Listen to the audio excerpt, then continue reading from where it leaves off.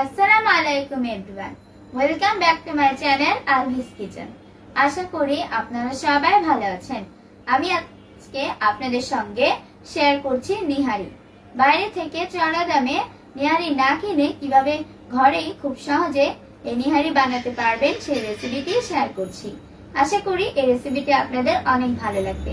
চলুন চলে যাচ্ছি মূল রেসিপিতে। নিহারি বানানোর জন্য এখানে আমি একটি মশলা তৈরি করে নিব। সেই জন্য এখানে নিয়ে নিচ্ছি ধনিয়া, জিরা, গোলমরিচ, লং, তেজপাতা, আরো নিয়েছি দুইটা বড় এলাচ, কয়েক টুকরা ছোট এলাচ, একটা জায়ফলের অর্ধেক ও কয়েকটি জয়িত্রী। এগুলোকে শুকনো খোলায় তেলে গ্রাইন্ডারে গুঁড়ো করে নিব। এখানে আমি গরুর পায়ে নিয়ে নিচ্ছি।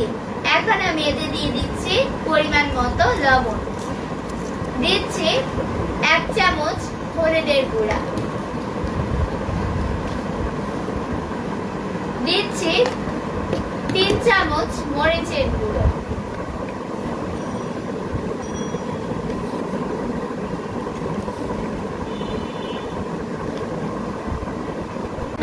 আগে থেকে যে মশলাগুলো গুঁড়ো করে রেখেছিলাম সেগুলো দিয়ে দিচ্ছি।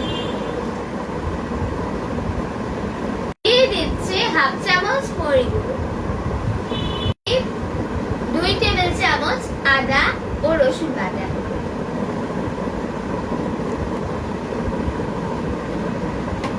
সবকিছু ভালোভাবে মিশিয়ে নিব। এখানে আমি কিছু পেঁয়াজ বেরেস্তা করে রেখেছিলাম। এখন এই বেরেস্তা ভাজার তেলেই দিয়ে দিচ্ছি গরুর পায়েগুলো।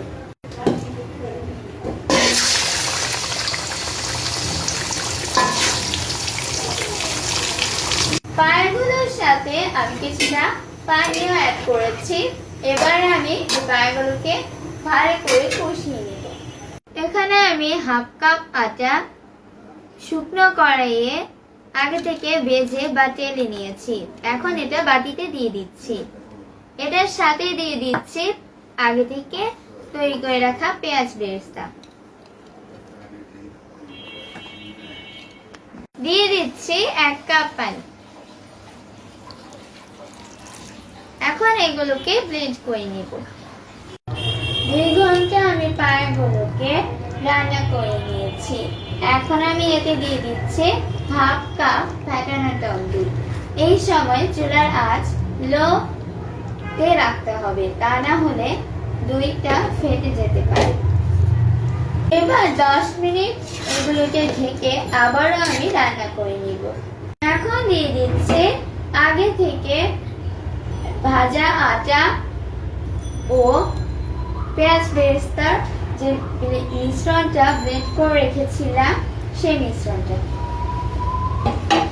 এবং দিয়ে দিচ্ছি নিহারিতে যত পরিমাণ ঝোল প্রয়োজন ততটুকু পানি।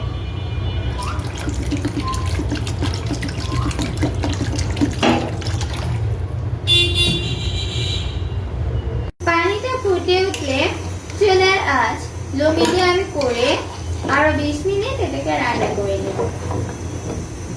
কিছুক্ষণ পর পর নেড়ে দিতে হবে, তা না হলে দলা ভেজে যাবে। বাগারের জন্য আমি কড়াইতে তেল নিয়ে নিয়েছি। দিয়ে দিচ্ছি জিরা ও শুকনো মরিচ।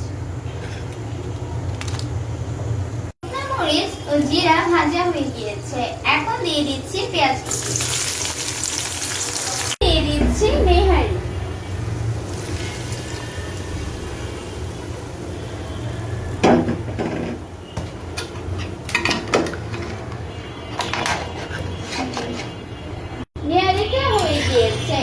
এখন চুলাটাকে বন্ধ করে দিব।